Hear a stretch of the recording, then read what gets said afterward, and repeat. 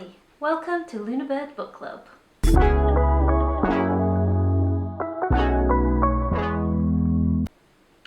Hi, so you just have me today. Rachel is currently on holiday on the day I'm filming this.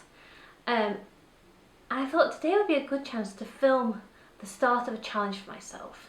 So I would like to clear my to be read pile by Christmas this year. And I'll tell you for why. Before I went and did my degree, I like to keep a very short to read pile. In fact, I would just, if I bought a book, I'd read it straight away. And if I went to the library, I would get out 6 books at a time, do my best to read them within the 3 weeks time period, or renew a book if I didn't finish them in that time. And I never had piles of books around the house that I owned but didn't read. I only bought books that I wanted to read. I read books straight away. I reread books that I loved a lot, and when I wanted to find something new, I'd go to the library and search out books that way. And then I did my degree. And my degree was wonderful, but the reading list was high. And that meant the books that I bought for myself ended up having to wait for me to be able to get to them. And then people bought me lots of books for birthdays and Christmas. And then to make it even more unmanageable, a really close friend moved away, and I knew she was downsizing her house, and I knew she had a very good library of books. So I casually asked her, like, oh, are you going to be downsizing the books when you go away? And then she very kindly let me come over and have my pick of any books that she was planning on getting rid of. So I came away with about 30 books that day. So all that meant that my to read pile has gotten larger. Now it's not as large as some people's.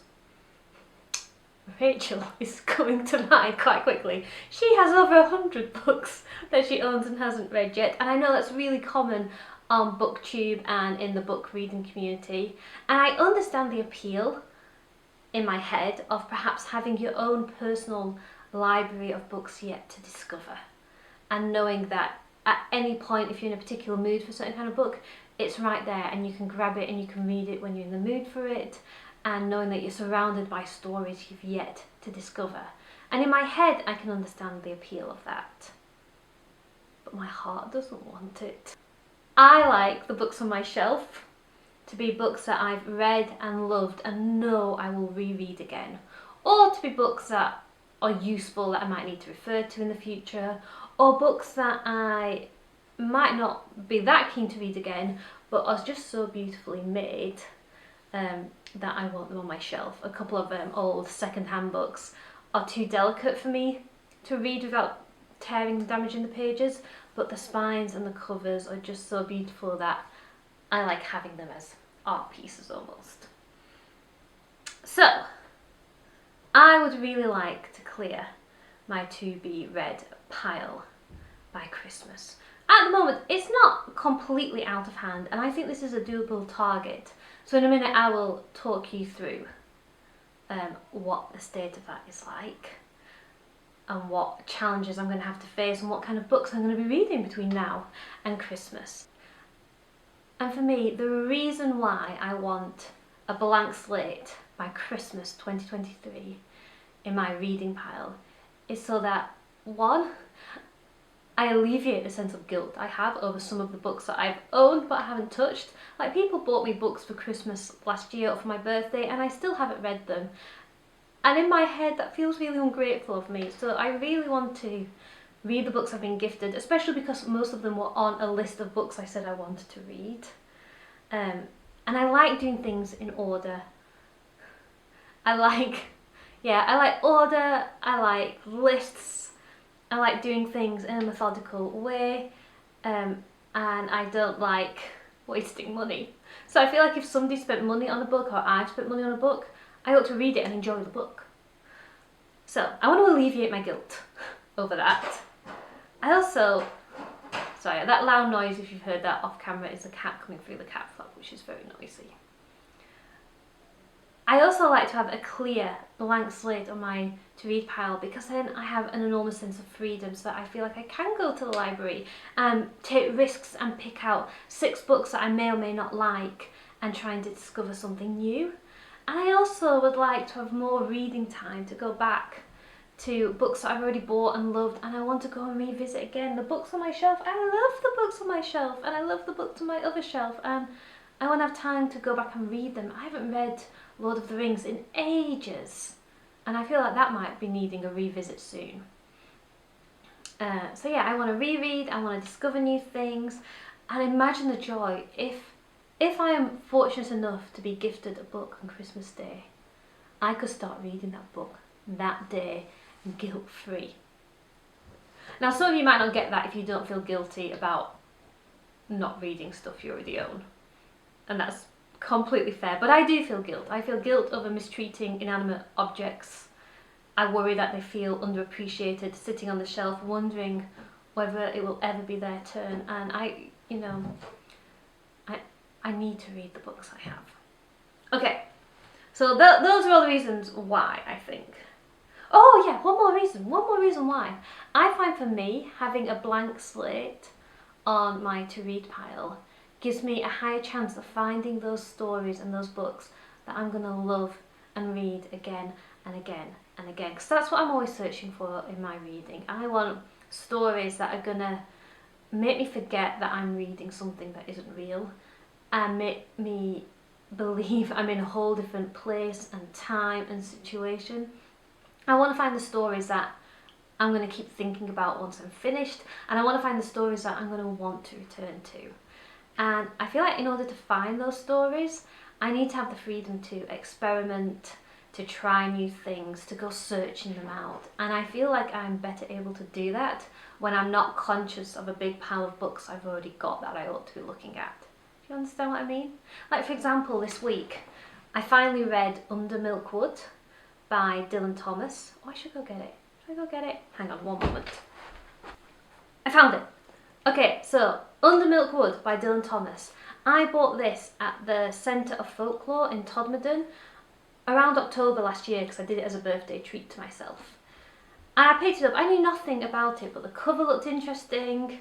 The blurb caught my curiosity. So I bought it, I brought it home. It sat on my to-read pile all these months until last week when I picked it up and started reading it, and I read it within 24 hours, and I loved every word of it. It's so peculiar, it's strange, it's a bit like A Midsummer's Night's Dream but set in a Welsh fishing village, and more fishwives and fairies. There's kind of eccentric characters in there. It's like poetry in a play, and it's strange and beautiful, and I loved it and I devoured it. And I could have read it months ago, but it's had to sit and wait patiently because I had a whole other pile of books to get through. So I want the immediacy of discovering like a 5-star or a really compelling read straight away. And that's why I want to read all the books on my TBR by Christmas. So let's have a look at the state of what I've got to deal with.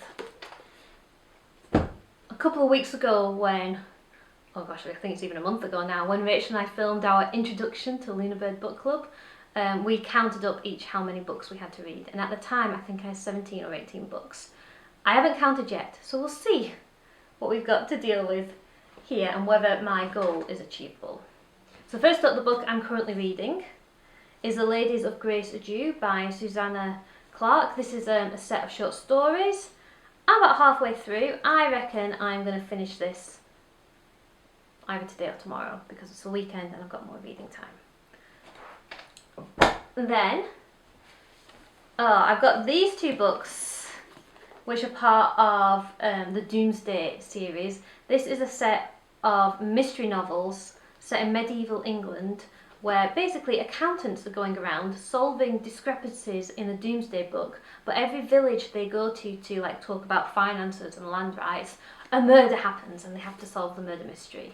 So it's like Miss Marple but with medieval accountants, and it's really good fun. So I've got these books in the series, but actually this is books 7 and 8, and I only got them because they were on deal, because what I really need I think are books 4 next. So they're on my pile, but actually I don't mind if I don't read these before Christmas because I actually have to go and buy the other books in the series first. The Husband's Secret, got that from a friend at work. I'm looking forward to reading that one. The Walking the Invisible Landscape, this is about the Brontes. It's a non-fiction, it's a signed copy. I bought that for myself when I finished my degree. I took myself to Haworth for a treat day all by myself, and I went to the Bronte Parsonage Museum and I read every single plaque and information card completely. I spent an hour in there on my own, not having to worry about boring anybody else. And then I went and bought some books, and I had cake, and I had a little shop, and it was a really good day. And that was my treat. Botanical Folk Tales. This was a present, another one that I really want to get to. The Secret of Radiant Life. This is a Christian book, again given to me by my friend. I really would like to read some more Christian literature this year, so I am looking forward to getting to that. Margaret Drabble, The Millstone. This was another book recommended by a friend. Winters in the World. This is a non-fiction about Anglo-Saxon traditions and practices throughout the year. I'm kind of into Anglo-Saxon mysteries and folklores and tales at the moment, so this is another one that I bought for myself with a book token that I got from university. Then we have The Ice Palace. Rachel has lent me this. We're going to do a video on this once I've read it. I might need to wait for the weather to turn a little bit colder before I turn to this one.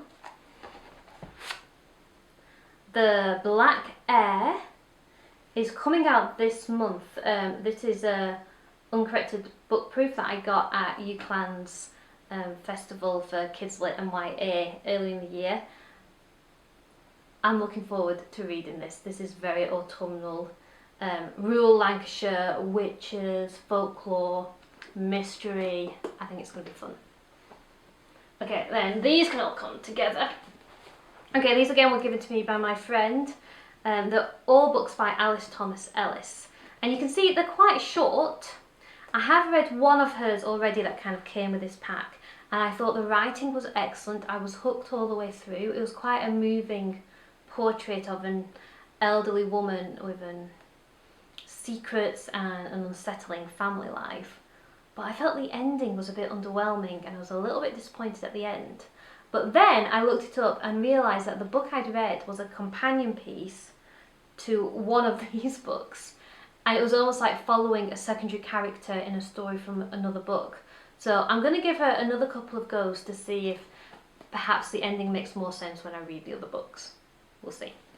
Okay, then I've got some Kate Moss books. I've been reading through Kate Moss's work this year and I've really enjoyed it. But I've read all the big chunky books like Citadel and Labyrinth.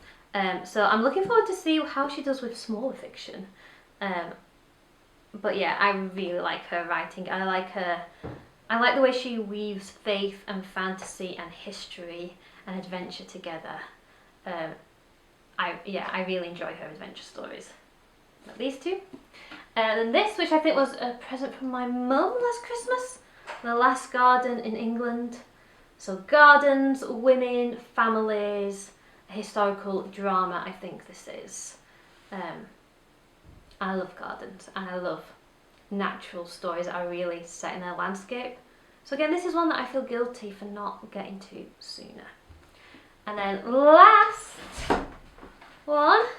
Okay, I'm part of a book club with some of my friends from university, and this is our book club month. Let me try and say words that sound like they actually should. This is our book for book club for the month of September. The House of Earth and Blood by Sarah J. Maas. And I know that this author is everywhere. I've never read any of her work before.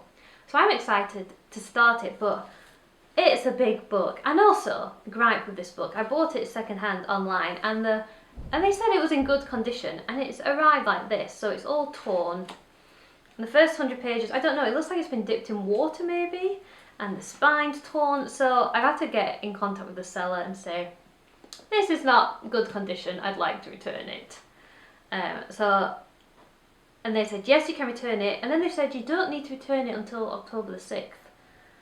So I think I might as well try and read it and then return it. Because I would definitely, this feels like an ethical dilemma, because normally I feel like I should just return it straight away. It is my intention to return the book because that's not worth what I paid for it. I love second-hand books, but that is not good condition. So it is my intention to return it, but now that they've told me I have a month to return it, is it unethical if I read the book first? I think it's okay to read the book first. You're going to have to let me know in the comments if you think it's not. Okay, let me have a moment to count up how many books there are. Okay, I've counted the books.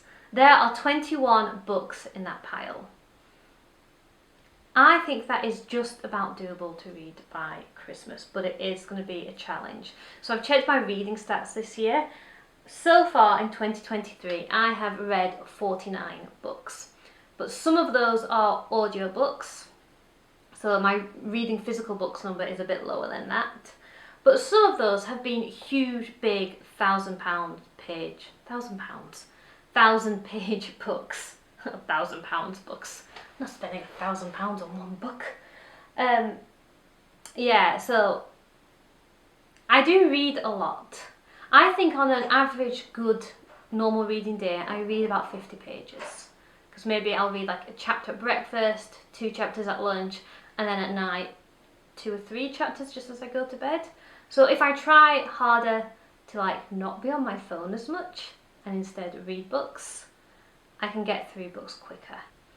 I also think this is doable because I reserve the right to not finish books I don't like. I do feel guilty about that, especially if they're a present book or a gifted book. I feel that I ought to appreciate it and read the whole thing, but I'm coming to learn that it's okay to put a book down if I'm not enjoying it. So if I really... There's a cat behind me, isn't there? Hello? Do you require attention? Yeah. He just comes and he's so distracting and he's so lovely. Yeah, purr purr purr. Are you okay if I keep doing what I'm doing? Okay. There's going to be a cat in short and we're just going to deal with it. We love cats. What was I saying? Okay, I just sorted out my child with a snack, and whilst I was doing that, I've put all the books in my to read pile up here, so that I can see what we're working with. I think this is a doable challenge. It's 21 books. Some of them are fairly short. I reserve the right to DNF any book I'm not getting on with, even though internally I feel quite a lot of guilt for doing that. But in my head, I've got to just accept it's okay to put down a book you're not enjoying. You don't need to power through a slog. Yes, yes. And I'm hoping that a lot of these books I'm going to love. That's the reason why they're here. And there's a lot of things on the shelf that are my vibes. Folk tales, gardening, botanical stuff, mystery, adventure, a little bit of magic. There's a lot here I think I'm going to really enjoy. Cat's jumped on another table here. I don't know if he's in shot at all, but Comet is here, making his presence known, at least to me. Plan is read one book at a time, try and aim for 100 pages a day, which I think is doable, especially if I'm loving a book. And yeah, Rachel, I think, is also filming a vlog of her TBR, and I'm really excited to see what she's got in her stacks of books to read, because my hypocrisy is that I want to clear this and have a clean slate for Christmas Day. But I love it when my friends have extensive lists of books in their house and big piles of books that they might be willing to lend out to their friends. Because I like having all the convenience of a huge TBR pile without the guilt of owning one. Isn't that terrible? So yeah, I am particularly interested to hear what Rachel's got in her stacks and see if there's any that she might be willing to lend out to a very nice friend who loves her very much.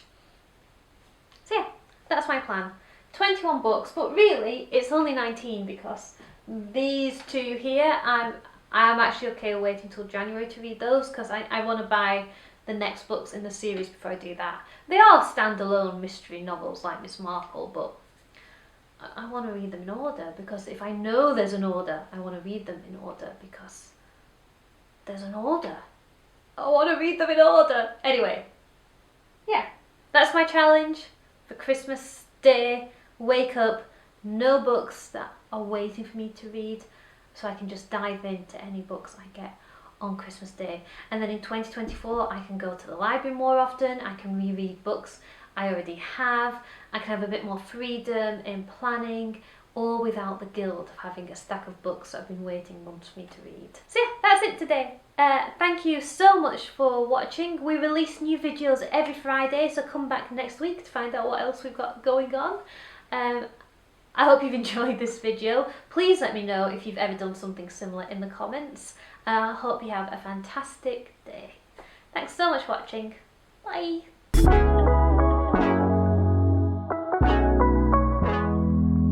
Actually, whilst it's still recording, I'm going to take a screenshot because I always forget to do this. Okay, that will have to do. Sorry cat. It's okay. Everything's okay.